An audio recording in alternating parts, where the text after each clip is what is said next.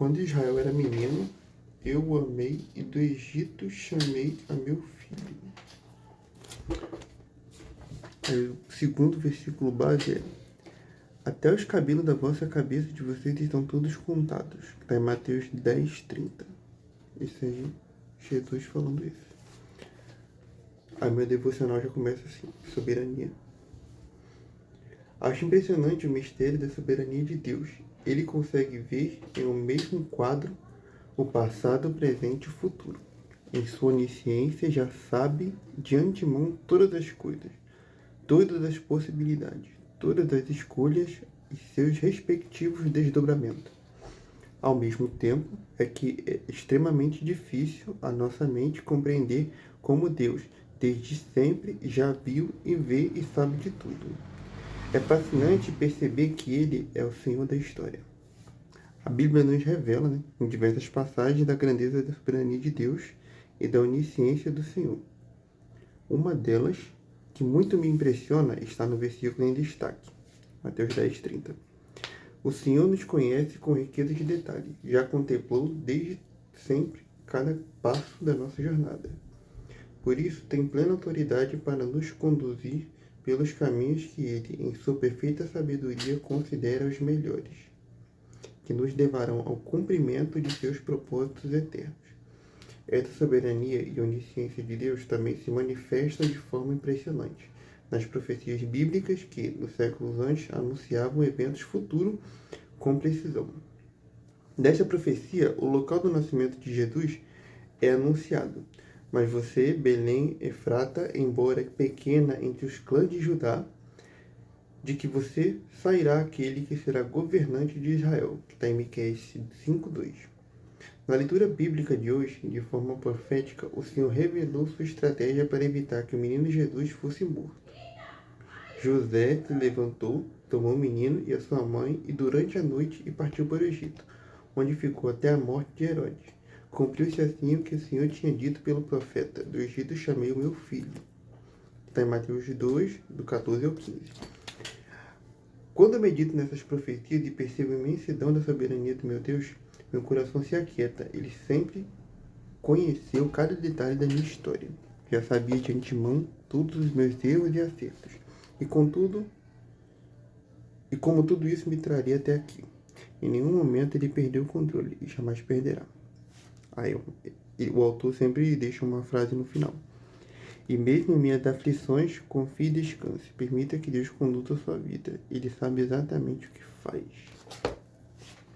Eu tinha refletido hoje mais questão, um incômodo que eu venho tendo, mas sobre a imaturidade de algumas pessoas com relação à fé e sobre como Deus age. Aí, culminou de ser muito o tema do devocional de hoje. Por quê? O fato de acontecer coisas boas ou ruins não significa diretamente que é Deus provando, ou Deus testando, ou é Deus punindo. A gente precisa ter muito discernimento sobre isso. E eu falo isso com muito temor, porque tem coisas na minha vida que eu percebi que eram aprovações, mas tem coisas, são decisões erradas que eu já tive no passado e que eu colhi. Você entende? Então, quando fala da lei do retorno, que Jesus vai falar como a lei da semeadura, isso é uma verdade, isso é um fato. A própria ciência já comprova isso, cara. Então, isso aí não tem mistério. Então, tem coisas que a gente precisa ter um pouco de sabedoria. Então, os meus amigos,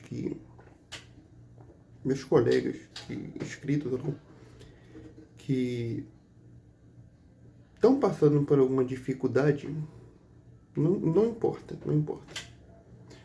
Olha para sua vida e tenta ver onde é que você encaixou Deus nesse momento. Onde é que está Deus na sua vida? Porque para eu colocar Deus na minha vida, eu tenho que ter uma rotina com Ele. Eu acho que só oração não basta. Não basta. Ó, isso aqui.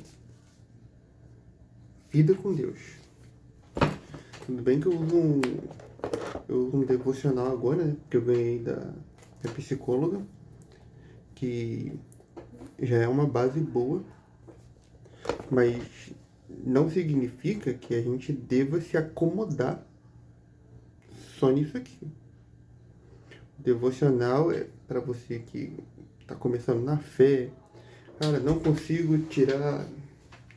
ler um capítulo da Bíblia. Mas você tem um devocional, você consegue fazer 10 minutos aqui. Meia hora. Cara, não tenho 10 minutos. 5 minutos. Tempo a gente tem que dar um jeito. Se alguém falar pra você, não tenho tempo, é mentira. Todo mundo tem o mesmo tempo. É só saber se organizar. Você entende? Então, com muito temor, eu vou reforçar isso de novo. Porque quem geralmente fala isso só conhece a Deus, né? Nossa, bom dia, Jesus, amo o Senhor, eu oro, entrego meu dia na mão de Deus. Amém, meu filho. Amém. Mas do fundo do meu coração, eu aconselho a você amadurecer a sua fé. Amadurecer.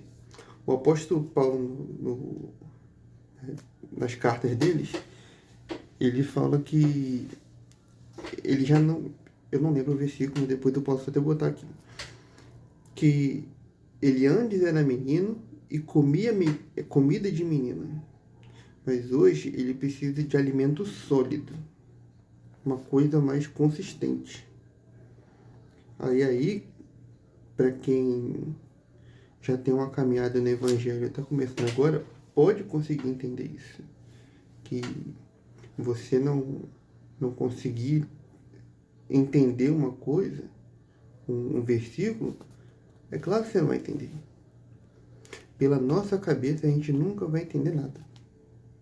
Entenda isso. Nossa, eu leio, mas não absorvo. Ore.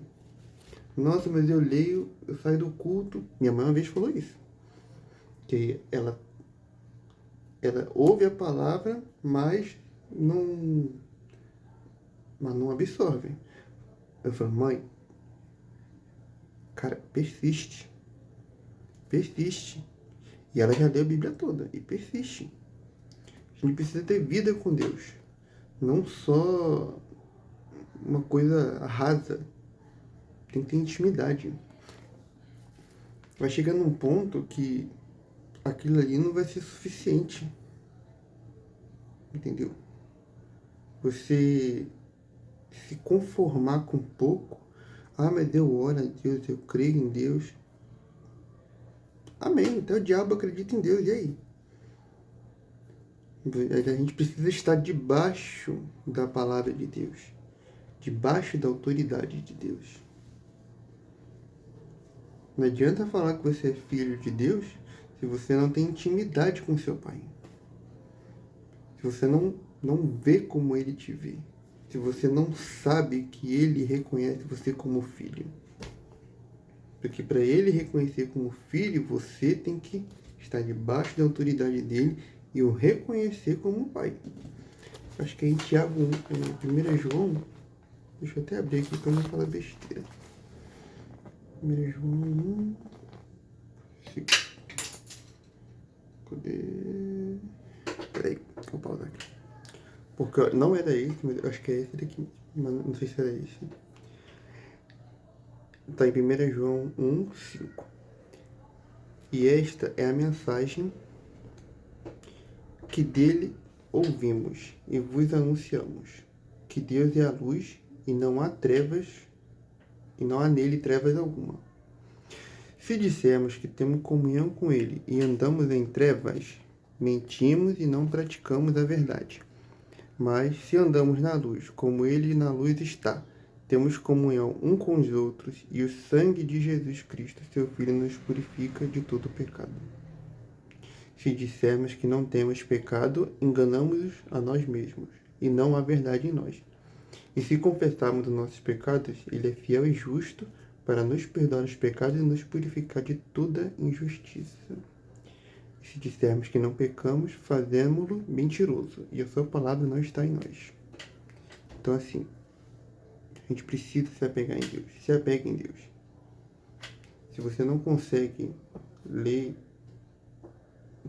a Bíblia de Gênesis, a Apocalipse, que eu também não recomendo, porque eu tentei começar assim, mas confesso que minha experiência, quando eu comecei a ler pelo Evangelho, por Mateus, Marcos, Lucas e João, e depois eu voltei, tu começa a entender algumas coisas. Mas aí na internet tem vários caminhos, né? Tem como você ler de ordem cronológica, tem como você ler um do Novo Testamento e um do Velho também. Eu acho que cabe a cada um ver o que fica melhor para você. E persistir. Claro que quando eu comecei, deu muito sono. Dá muito sono. Era eu pegar a Bíblia e começar a ler. Eu bocejava que nem um maluco. Até eu entender que isso era uma luta. E eu precisava insistir. Não adianta a gente ficar se entregando toda vez que a gente é afligido, não. Reconhecemos nossa fraqueza, reconhecemos. Mas a gente tem que saber aonde a gente pode fazer para melhorar. Entendeu? Que essa palavra aí possa ficar com você, que Deus possa de alguma forma tocar no teu coração e nos vemos amanhã com o nosso devocional. Eu pretendo começar isso como rotina para eu também não me perder. Beleza? Tamo junto.